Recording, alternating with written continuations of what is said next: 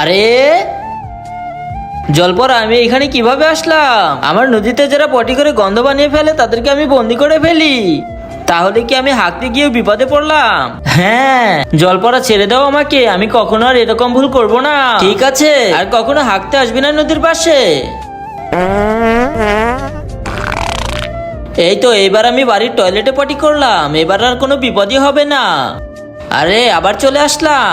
হ্যাঁ, এবার তো আমি আমার বাসার টয়লেটে হাগু করেছি। বাথরুম? আরে শালা, তোর বাথরুমের পাইপের লাইনে তো আমার নদীর সাথে। জলপরা ভাই, আমাকে এবারের মতো ছেড়ে দাও, আমি আর কখনো টয়লেটেও হাগবো না। ঠিক আছে, যা, ছেড়ে দিলাম। তো বন্ধুরা, মাকে তো সবাই ভালোবাসে, কিন্তু বাবাকে তো কেউ ভালোবাসে না। কিন্তু বাবাও তো সন্তানের জন্য কম কিছু করে না। তাই আজকে দেখবো কে কে বাবাকে ভালোবাসে এবং বাবার জন্য শুধু একটি লাইক সাবস্ক্রাইব করে আর কমেন্টে আই লাভ ইউ বাবা মা লিখে যায়। আরে এবার আমি নদীতেও হাঁকবো না, বাথরুমেও হাঁকবো না। হ্যাঁ, এইবার পলিথিনে হাঁকবো।